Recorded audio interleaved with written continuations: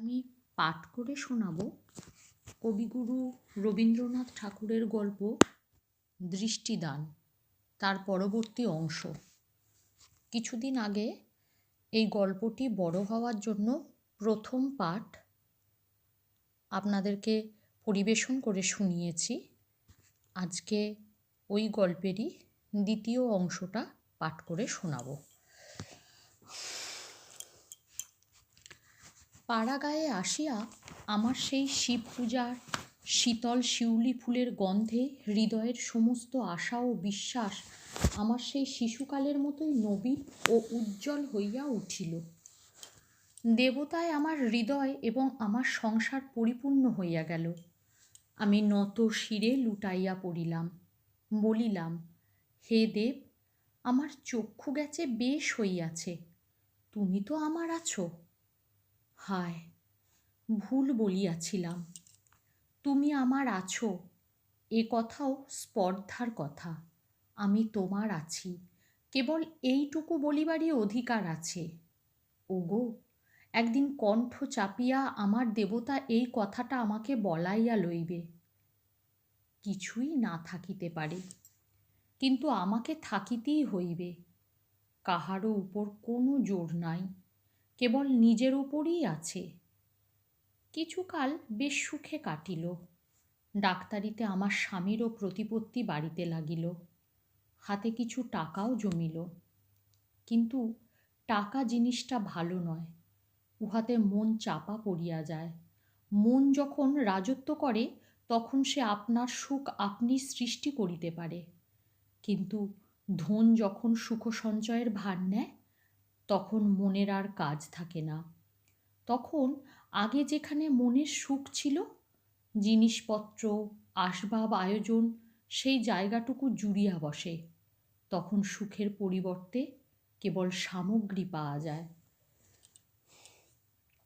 কোনো বিশেষ কথা বা বিশেষ ঘটনার উল্লেখ করতে পারি না, কিন্তু অন্ধ্রের অনুভব শক্তি বেশি বলিয়া কিংবা কি কারণ জানি না, অবস্থার সচ্ছলতার সঙ্গে সঙ্গে আমার স্বামীর পরিবর্তন আমি বেশ বুঝিতে পারিলাম।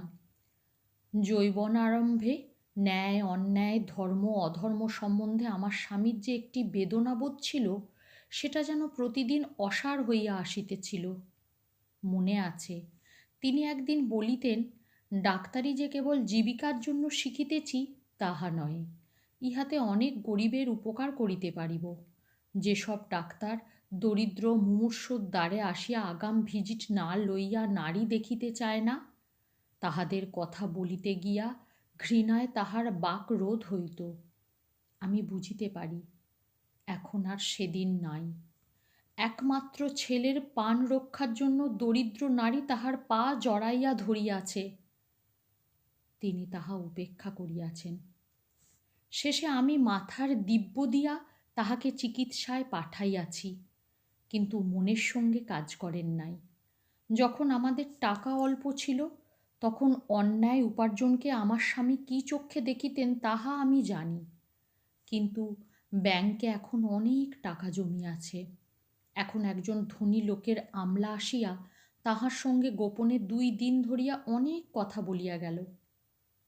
কি বলিল আমি কিছুই জানি না, কিন্তু তাহার পরে যখন তিনি আমার কাছে আসিলেন, অত্যন্ত প্রফুল্লতার সঙ্গে অন্য নানা বিষয়ে নানা কথা বলিলেন, তখন আমার অন্তঃকরণের স্পর্শ শক্তি দ্বারা বুঝিলাম তিনি আজ কলঙ্ক মাখিয়া আসিয়াছেন।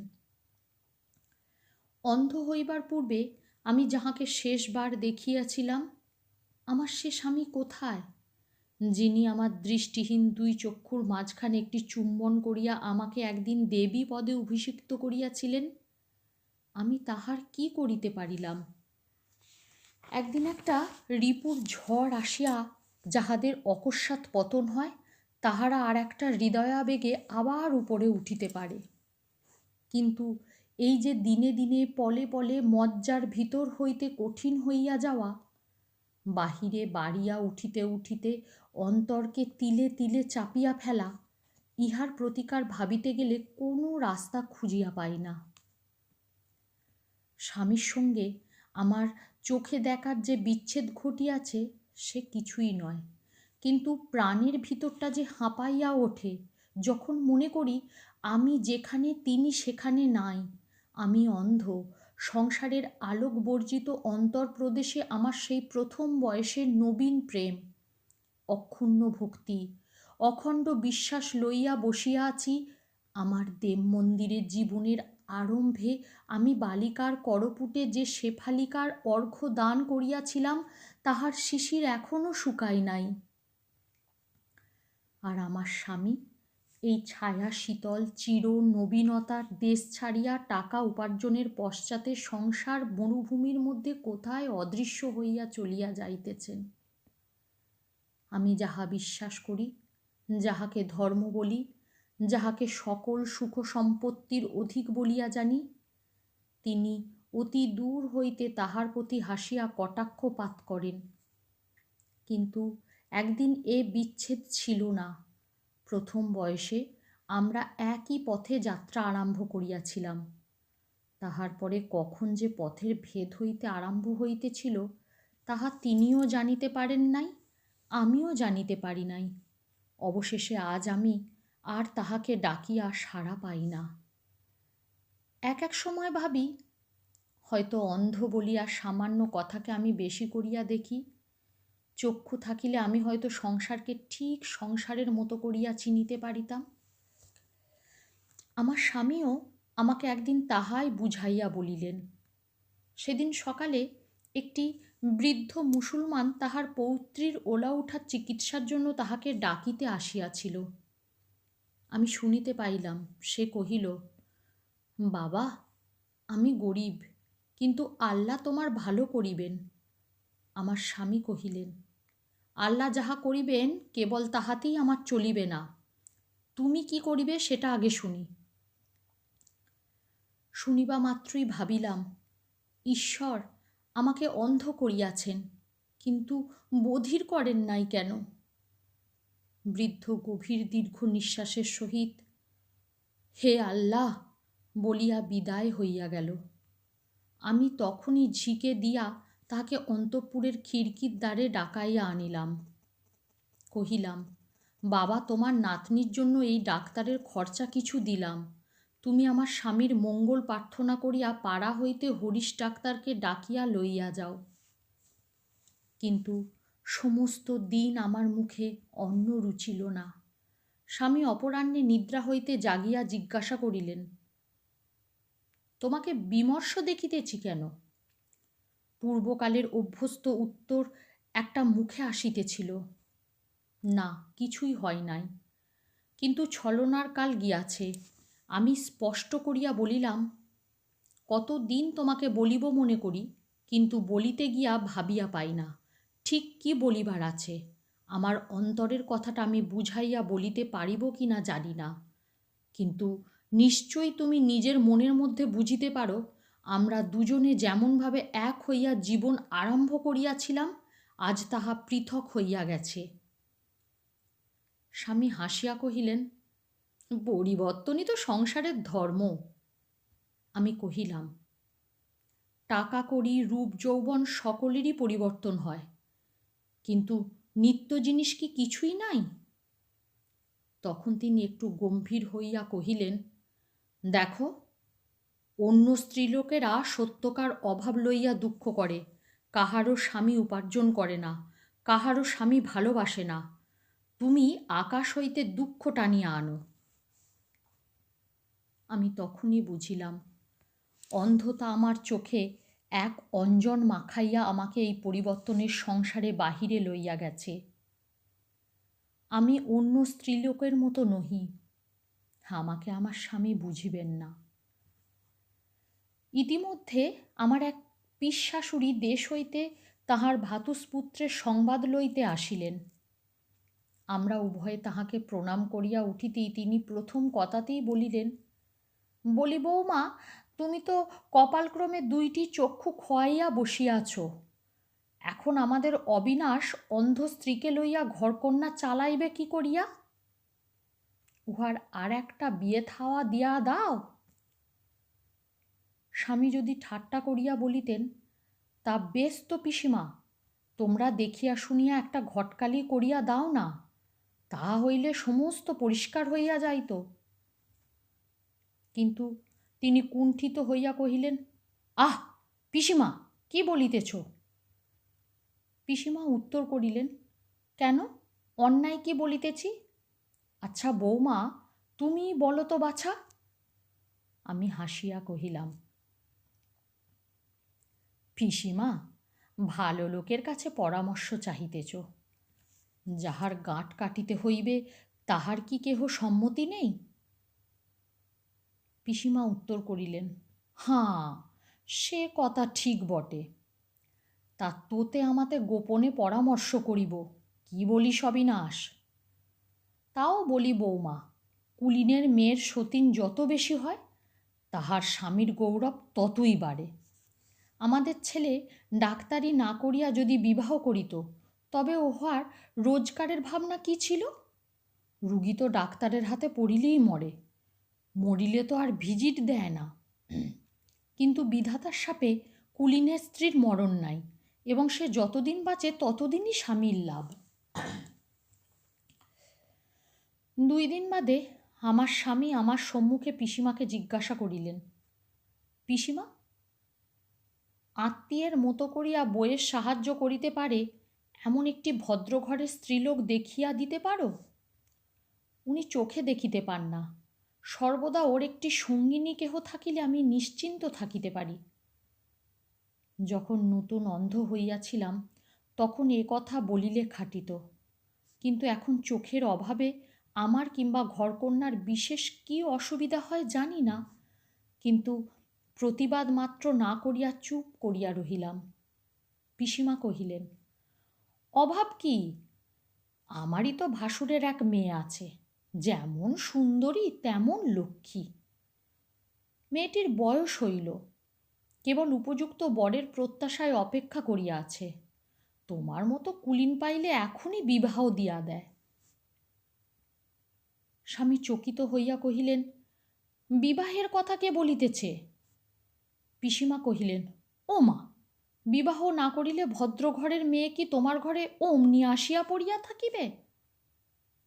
কথাটা সঙ্গত বটে, এবং স্বামী তাহার কোনো সদুত্তর দিতে পারিলেন না। আমার রুদ্ধ চক্ষুর অনন্ত অন্ধকারের মধ্যে আমি একলা দাঁড়াইয়া ঊর্ধ্বমুখে ডাকিতে লাগিলাম, ভগবান, আমার স্বামীকে রক্ষা করো। তাহার দিন কয়েক পরে একদিন সকালবেলায় আমার পূজা আহ্নিক সারিয়া বাহিরে আসিতেই পিসিমা কহিলেন, বৌমা, যে ভাসুজ্জির কথা বলিয়াছিলাম সেই আমাদের হেমাঙ্গিনী আজ দেশ হইতে আসিয়াছে। হিমু, ইনি তোমার দিদি, ইহাকে প্রণাম করো। এমন সময় আমার স্বামী হঠাৎ আসিয়া যেন অপরিচিত স্ত্রীলোককে দেখিয়া ফিরিয়া যাইতে উদ্যত হইলেন। পিসিমা কহিলেন, কোথা যাস অবিনাশ? স্বামী জিজ্ঞাসা করিলেন, ইনি কে? পিসিমা কহিলেন, এই মেয়েটি আমার সেই ভাসুরজি হেমাঙ্গিনী।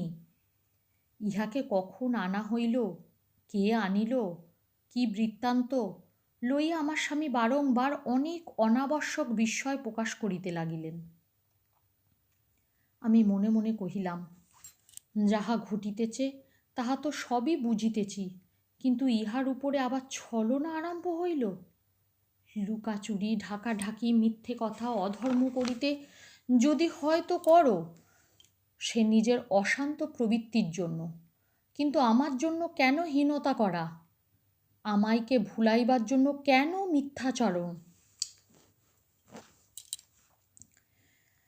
হেমাঙ্গিনীর হাত ধরিয়া আমি তাহাকে আমার শয়নগৃহে লইয়া গেলাম। তাহার মুখে গায়ে হাত বুলাইয়া তাহাকে দেখিলাম। মুখটি সুন্দর হইবে, বয়সও 14-15 কম হইবে না। বালিকা হঠাৎ মধুর উচ্চকণ্ঠে হাসিয়া উঠিল, কহিল, ও কি করিতেছ? আমার ভূত ঝাড়াইয়া দিবে নাকি? সেই উন্মুক্ত সরল হাস্যধ্বনিতে আমাদের মাঝখানের একটা অন্ধকার মেঘ যেন এক মুহূর্তে কাটিয়া গেল। আমি দক্ষিণ বাহুতে তাহার কণ্ঠ বেষ্টন করিয়া কহিলাম, আমি তোমাকে দেখিতেছি ভাই, বলিয়া তাহার কোমল মুখখানিতে আর একবার হাত বুলাইলাম। দেখিতেছ, বলিয়া সে আবার হাসিতে লাগিল। কহিল, আমি কি তোমার বাগানের শিম না বেগুন যে হাত বুলাইয়া দেখিতেছ কতটা বড় হইয়াছি? তখন আমার হঠাৎ মনে হইল, আমি যে অন্ধ তাহা হেমাঙ্গিনী জানে না। কহিলাম, বোন, আমি যে অন্ধ? শুনিয়া সে কিছুক্ষণ আশ্চর্য হইয়া গম্ভীর হইয়া রইল। বেশ বুঝিতে পারিলাম, তাহার কৌতূহলী তরুণ আয়ত নেত্র দিয়া সে আমার দৃষ্টিহীন চক্ষু এবং মনের ভাব মনোযোগের সহিত দেখিল। তাহার পরে কহিল, ও, তাই বুঝি কাকীকে এখানে আনাইয়াছ? আমি কহিলাম, না, আমি ডাকি নাই, তোমার কাকী আপনি আসিয়াছেন। বালিকা আবার হাসিয়া উঠিয়া কহিল, দয়া করিয়া? তাহা হইলে দয়াময়ী শীঘ্র নড়িতেছেন না, কিন্তু বাবা আমাকে এখানে কেন পাঠাইলেন? এমন সময় পিসিমা ঘরে প্রবেশ করিলেন। এতক্ষণ আমার স্বামীর সঙ্গে তাহার কথাবার্তা চলিতেছিল। ঘরে আসিতেই হেমাঙ্গিনী কহিল, কাকী, আমরা বাড়ি ফিরিব কবে বলো তো? পিসিমা কহিলেন, ও মা, এইমাত্র আসিয়াই অমনি যাই যাই, অমন চঞ্চল মেয়েও তো দেখি নাই। হেমাঙ্গিনী কহিল, কাকী, তোমার তো এখান হইতে শীঘ্র নড়িবার গতিক দেখি না। তা তোমার এ হলো আত্মীয় ঘর, তুমি যত দিন খুশি থাকো, আমি কিন্তু চলিয়া যাইব, তা তোমাকে বলিয়া রাখিতেছি। এই বলিয়া আমার হাত ধরিয়া কহিল, কি বলো ভাই, তোমরা তো আমার ঠিক আপন নও? আমি তাহার এই সকল প্রশ্নের কোনো উত্তর না দিয়া তাহাকে আমার বুকের কাছে টানিয়া লইলাম। দেখিলাম পিসিমা যতই প্রবলা হউন, এই কন্যাটিকে তাহার সামলাইবার সাধ্য নাই। পিসিমা প্রকাশ্যে রাগ না দেখাইয়া হেমাঙ্গিনীকে একটু আদর করিবার চেষ্টা করিলেন। সে তাহা যেন গা হইতে ঝাড়িয়া ফেলিয়া দিল। পিসিমা সমস্ত ব্যাপারটাকে অদূরের মেয়ের একটা পরিহাসের মতো উড়াইয়া দিয়া হাসিয়া চলিয়া যাইতে উদ্যত হইলেন। আবার কি ভাবিয়া ফিরিয়া আসিয়া হেমাঙ্গিনীকে কহিলেন, হিমু, চল, তোর স্নানের বেলা হইল। সে আমার কাছে আসিয়া কহিল, আমরা দুইজনে ঘাটে যাইব, কি বলো ভাই? পিসিমা অনিচ্ছা সত্ত্বেও ক্ষান্ত দিলেন। তিনি জানিতেন, টানাটানি করিতে গেলে হেমাঙ্গিনীরই জয় হইবে এবং তাহাদের মধ্যেকার বিরোধ অশোভন রূপে আমার সম্মুখে প্রকাশ হইবে। খিড়কির ঘাটে যাইতে যাইতে হেমাঙ্গিনী আমাকে জিজ্ঞাসা করিল, তোমার ছেলেপুলে নাই কেন? আমি ঈষৎ হাসিয়া কহিলাম, কেন তাহা কি করিয়া জানিব? ঈশ্বর দেন নাই। হেমাঙ্গিনীকে কহিল, অবশ্য তোমার ভিতরে কিছু পাপ ছিল। আমি কহিলাম, তাহাও অন্তর্যামী জানেন। বালিকা প্রমাণস্বরূপ কহিল, দেখো না, কাকির ভিতরে এত কুটিলতা যে উহার গর্ভে সন্তান জন্মিতেও পায় না। পাপ পুণ্য সুখ দুঃখ দণ্ড পুরস্কারের তত্ত্ব নিজেও বুঝি না, বালিকাকেও বুঝাইলাম না। কেবল একটা নিঃশ্বাস ফেলিয়া মনে মনে তাহাকে কহিলাম, তুমিই জানো। হেমাঙ্গিনী তৎক্ষণাৎ আমাকে জড়াইয়া ধরিয়া হাসিয়া উঠিয়া কহিল, ও মা, আমার কথা শুনিয়াও তোমার নিঃশ্বাস পড়ে? আমার কথা বুঝি কেউ গ্রাহ্য করে? দেখিলাম স্বামীর ডাক্তারি ব্যবসায়ে ব্যাঘাত হইতে লাগিল। দূরে ডাক পড়িলে তো জানি না, কাছে কোথাও গেলে চটপট সারিয়া চলিয়া আসেন। পূর্বে যখন কর্মের অবসরে ঘরে থাকিতেন, মধ্যাহ্নে আহার এবং নিদ্রার সময়ে কেবল বাড়ির ভিতরে আসিতেন। এখন পিসিমাও যখন তখন ডাকিয়া পাঠান। তিনিও অনাবশ্যক পিসিমার খবর লইতে আসেন। পিসিমা যখন ডাক ছাড়িয়া বলেন, হিমু, আমার ঘরে পানের বাটাটা নিয়ে আয় তো মা।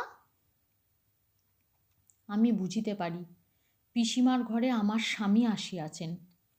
প্রথম প্রথম 2, 2, 3 হেমাঙ্গিনী পানের বাটা, তেলের বাটি, সিঁদুরের কৌটো প্রভৃতি যথাদিষ্ট লইয়া যাইত, কিন্তু তাহার পরে ডাক পড়িলে সে আর কিছুতেই নড়িত না।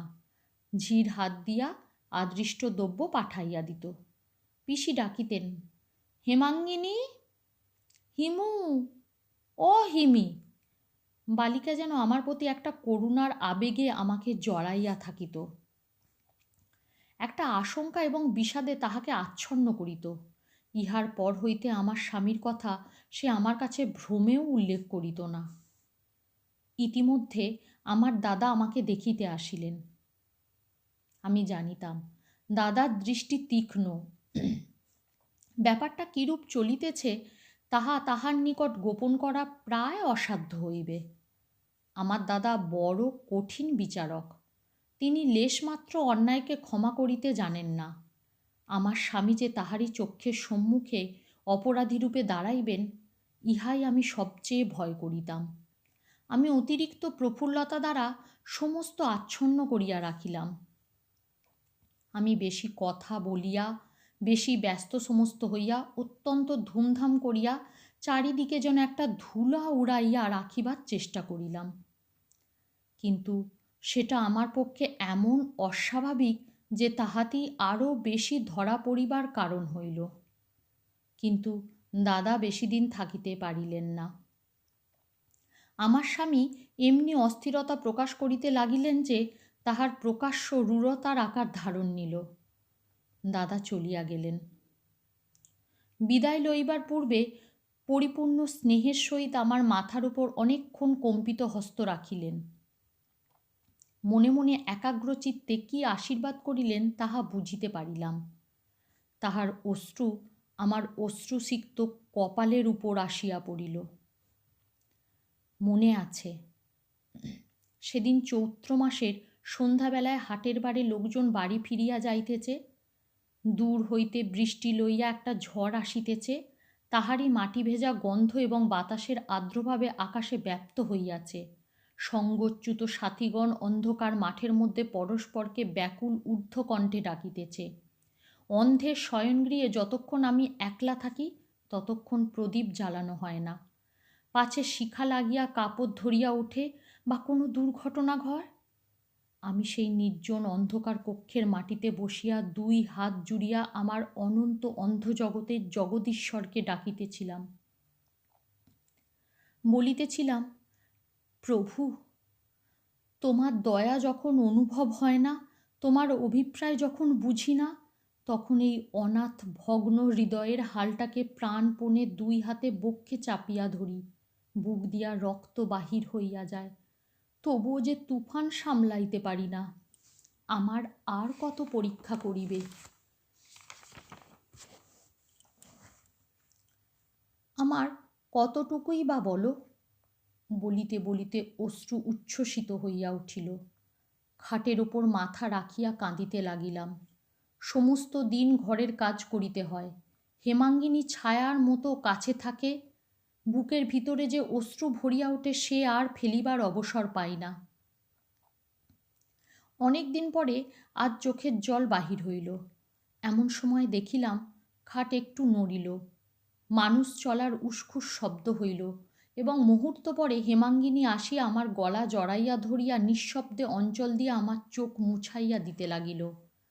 সে যে সন্ধ্যার আরম্ভে কি ভাবিয়া কখন আসিয়া খাটেই শুইয়াছিল আমি জানিতে পারি নাই। সে একটি প্রশ্নও করিল না, আমিও তাহাকে কোনো কথাই বলিলাম না। সে ধীরে ধীরে তাহার শীতল হস্ত আমার ললাটে বুলাইয়া দিতে লাগিল। ইতিমধ্যে কখন মেঘগর্জন এবং মুষলধারে বর্ষণের সঙ্গে সঙ্গে একটা ঝড় হইয়া গেল বুঝিতেই পারিলাম না। বহুকাল পরে একটি সুস্নিগ্ধ শান্তি আসিয়া আমার জড়দাহ দগ্ধ হৃদয়কে জুড়াইয়া দিল। পরদিন হেমাঙ্গিনী কহিল, কাকি, তুমি যদি বাড়ি না যাও আমি আমার কৈবত দাদার সঙ্গে চলিলাম, তাহা বলিয়াই রাখিতেছি। পিসিমা কহিলেন, তাহাতে কাজ কি, আমিও কাল যাইতেছি, একসঙ্গে যাওয়া হইবে। এই দেখ হিমু, আমার অবিনাশ তোর জন্যে কেমন একটি মুক্তা দিয়া আংটি কিনিয়া দিয়াছে বলিয়া সগর্বে পিসিমা আংটি হেমাঙ্গিনীর হাতে দিলেন। হেমাঙ্গিনী কহিল, এই দেখো কাকি, আমি কেমন সুন্দর লক্ষ্য করিতে পারি বলিয়া জানালা হইতে তাক করিয়া আংটি খিড়কি পুকুরের মাঝখানে ফেলিয়া দিল। পিসিমা রাগে দুঃখে বিস্ময়ে কণ্টকিত হইয়া উঠিলেন। আমাকে বারংবার করিয়া হাতে ধরিয়া বলিয়া দিলেন, বৌমা, এই ছেলে মানুষের কথা অবিনাশকে খবরদার বলিও না। ছেলে আমার তাহা হইলে মনে দুঃখ পাইবে। মাথা খাও বৌমা। আমি কহিলাম, আর বলিতে হইবে না পিসিমা, আমি কোনো কথাই বলিব না। পরদিন যাত্রার পূর্বে হেমাঙ্গিনী আমাকে জড়াইয়া ধরিয়া কহিল, দিদি, আমাকে মনে রাখিস। আমার দুই হাত বারংবার তাহার মুখে বুলাইয়া কহিলাম, অন্ধ কিছু ভোলে না বোন, আমার তো জগৎ নাই, আমি কেবল মন লইয়াই আছি বলিয়া তাহার মাথাটা লইয়া একবার অঘ্রাণ করিয়া চুম্বন করিলাম। ঝরঝর করিয়া তাহার কেশরাশির মধ্যে আমার অশ্রু ঝরিয়া পড়িল। হেমাঙ্গিনী বিদায় লইলে আমার পৃথিবীটা শুষ্ক হইয়া গেল। সে আমার প্রাণের মধ্যে যে সৌগন্ধ, সৌন্দর্য সঙ্গীত, যে উজ্জ্বল আলো এবং যে কোমল তরুণতা আনিয়াছিল, তাহা চলিয়া গেলে একবার আমার সমস্ত সংসার, আমার চারিদিকে দুই হাত বাড়াইয়া দেখিলাম কোথায় আমার কি আছে। আমার স্বামী আসিয়া বিশেষ প্রফুল্লতা দেখাইয়া কহিলেন, ইহারা গেলেন, এখন বাঁচা গেল, একটু কাজকর্ম করিবার অবসর পাইয়া যাইবে।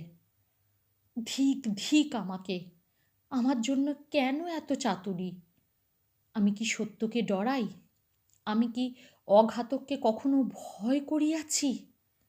আমার স্বামী কি জানেন না, যখন আমি দুই চক্ষু দিয়াছিলাম তখন আমি কি শান্ত মনে আমার চিরান্ধকার গ্রহণ করি নাই? এতদিন আমার এবং আমার স্বামীর মধ্যে যে কেবল অন্ধতার অন্তরাল ছিল, আজ হইতে আর একটা ব্যবধান সৃজন হইল।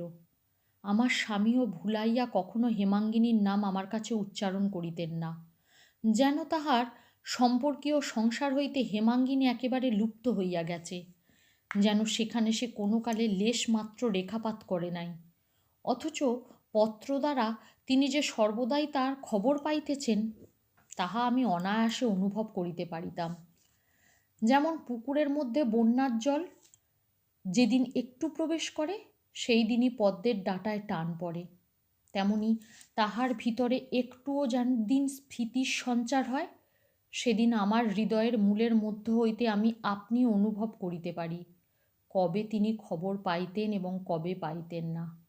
তাহা আমার কাছে কিছু অগোচর ছিল না, কিন্তু আমিও তাহাকে তাহার কথা শুধাইতে পারিতাম না। আমার অন্ধকার হৃদয়ে সেই যে উন্মুক্ত উদ্দাম উজ্জ্বল সুন্দর তারাটি ক্ষণকালের জন্য উদয় হইয়াছিল, তাহার একটু খবর পাইবার এবং তাহার কথা আলোচনা করিবার জন্য আমার প্রাণ তৃষিত হইয়া থাকিত। কিন্তু আমার স্বামীর কাছে মুহূর্তের জন্য তাহার নাম করিবার অধিকার ছিল না। আমাদের দুজনার মাঝখানে বাক্যে এবং বেদনায় পরিপূর্ণ এই একটা নীরবতা অটলভাবে বিরাজ করিত। বৈশাখ মাসের মাঝামাঝি একদিন ঝি আসিয়া আমাকে জিজ্ঞাসা করিল, মা ঠাকরুন, ঘাটে যে অনেক আয়োজনের নৌকা প্রস্তুত হইতেছে, বাবামশাই কোথায় যাইতেছেন? আমি জানিতাম একটা কি উদ্যোগ হইতেছে। আমার অদৃষ্ট আকাশে প্রথম কিছুদিন ঝড়ের পূর্বেকার নিস্তব্ধতা এবং তাহার পরে প্রলয়ে ছিন্ন বিচ্ছিন্ন মেঘ আসিয়া জমিতেছিল। সংহারকারী শঙ্কর নীরব অঙ্গগুলির ইঙ্গিতে তার সমস্ত প্রলয় শক্তিকে আমার মাথার উপরে জড়ো করিতেছেন, তাহা আমি বুঝিতে পারিতেছিলাম। ঝিকে বলিলাম, কই, আমি তো এখনো কোনো খবর পাই নাই। ঝি আর কোনো প্রশ্ন জিজ্ঞাসা করিতে সাহস না করিয়া নিঃশ্বাস ফেলিয়া চলিয়া গেল। অনেক রাত্রে আমার স্বামী আসিয়া কহিলেন, দূরে এক জায়গায় আমায় ডাক পড়িয়াছে, কাল ভোরই আমাকে রওনা হইতে হইবে। বোধ করি ফিরিতে দিন 2-3 বিলম্ব হইতে পারে। আমি শয্যা হইতে উঠাইয়া দাঁড়াইয়া কহিলাম, কেন আমাকে মিথ্যা বলিতেছ? আমার স্বামী কম্পিত অস্ফষ্ট কণ্ঠে কহিলেন, মিথ্যা কি বলিলাম? আমি বলিলাম, তুমি বিবাহ করিতে যাইতেছ। তিনি চুপ করিয়া রহিলেন। আমিও স্থির হইয়া দাঁড়াইয়া রহিলাম। অনেকক্ষণ ঘরে কোনো শব্দ রহিল না। শেষে আমি বলিলাম, একটা উত্তর দাও, বলো।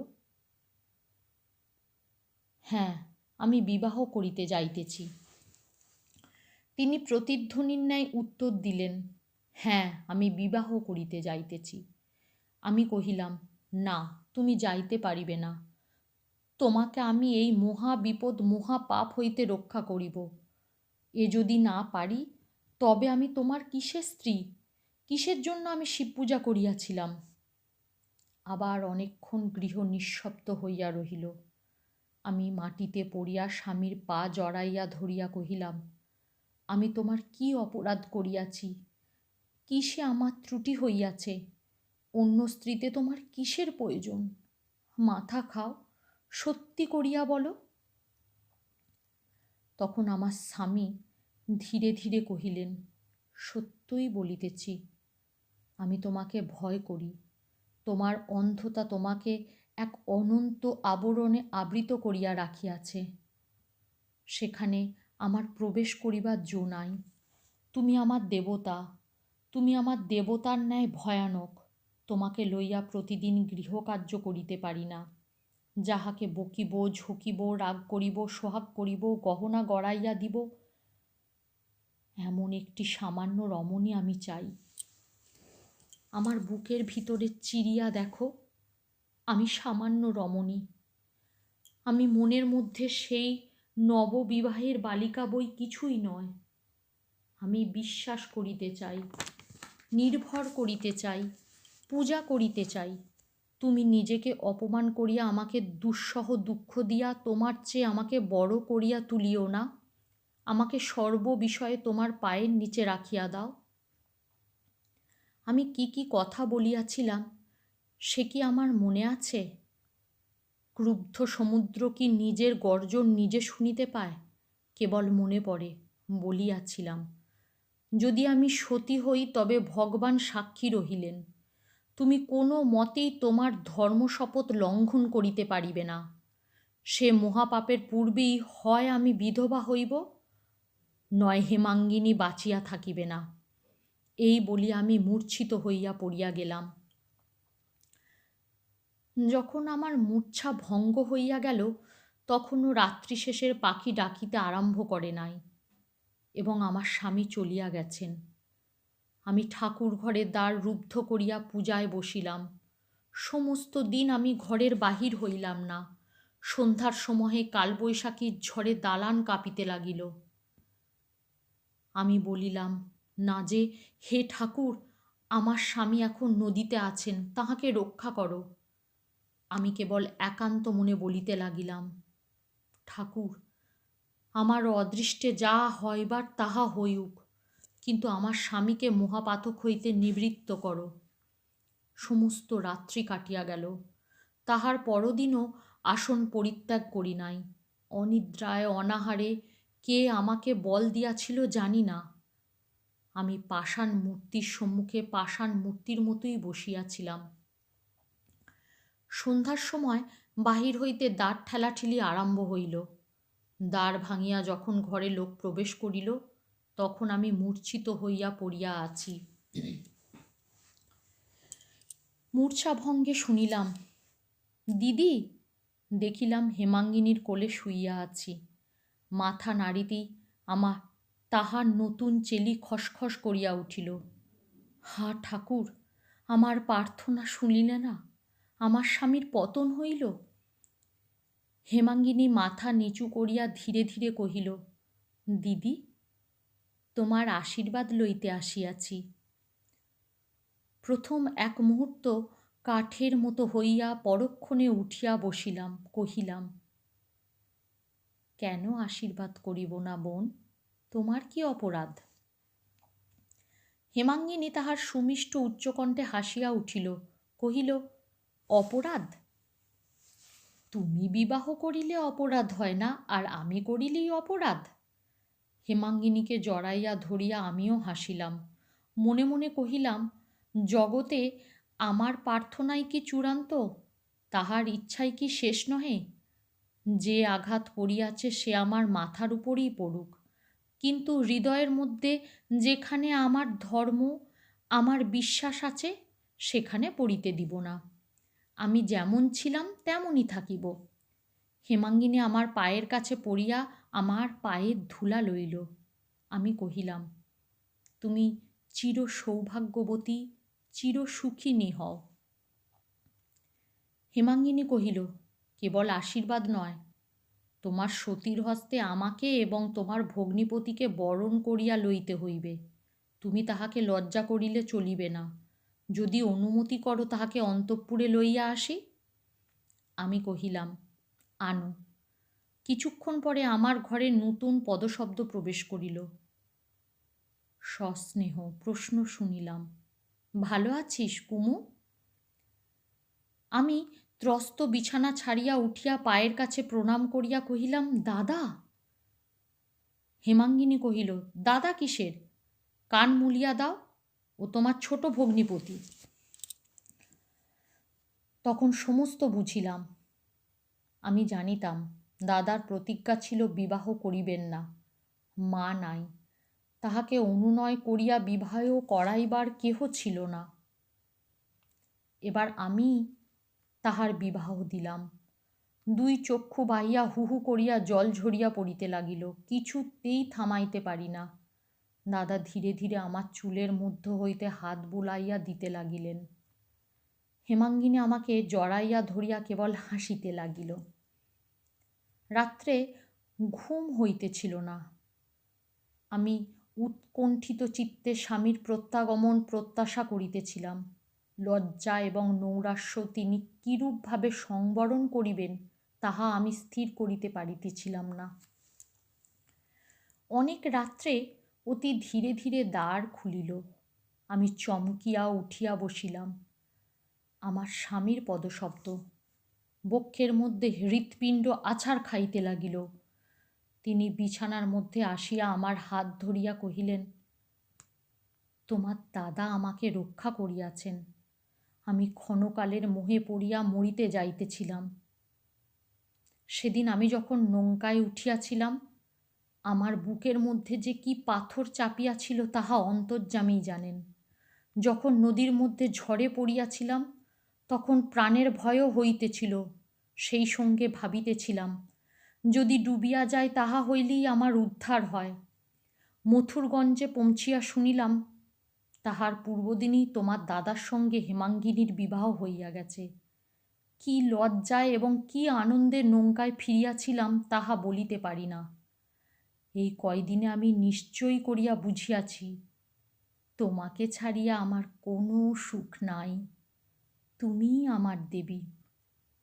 আমি হাসিয়া কহিলাম, না, আমার দেবী হইয়া কাজ নাই। আমি তোমার ঘরের গৃহিণী। আমি সামান্য নারী মাত্র। স্বামী কহিলেন, আমারও একটা অনুরোধ তোমাকে রাখিতে হইবে। আমাকে আর দেবতা বলিয়া কখনো অপ্রতিভ করিও না। পরদিন উলুরব ও শঙ্খধ্বনিতে পাড়া মাতাইয়া উঠিল। হেমাঙ্গিনী আমার স্বামীকে আহারে উপবেশনে প্রভাতে রাত্রে নানা প্রকার পরিহাস করিতে লাগিল। নির্যাতনের আর সীমা রহিল না। কিন্তু তিনি কোথায় গিয়াছিলেন, কি ঘটিয়াছিল, কেহ তাহার লেশমাত্র উল্লেখ করিল না। গল্প পাঠ ভালো লাগলে লাইক, কমেন্ট, শেয়ার করবেন। আর আমার আরও গল্প শুনতে হলে আমার চ্যানেলটিকে সাবস্ক্রাইব করবেন, আমার পাশে থাকবেন। আর গল্পের কিছুমাত্র ভুলচুক হয়ে থাকলে আমি ক্ষমা মার্জনা চাইছি আপনাদের কাছে। সকলে ভালো থাকুন। নমস্কার।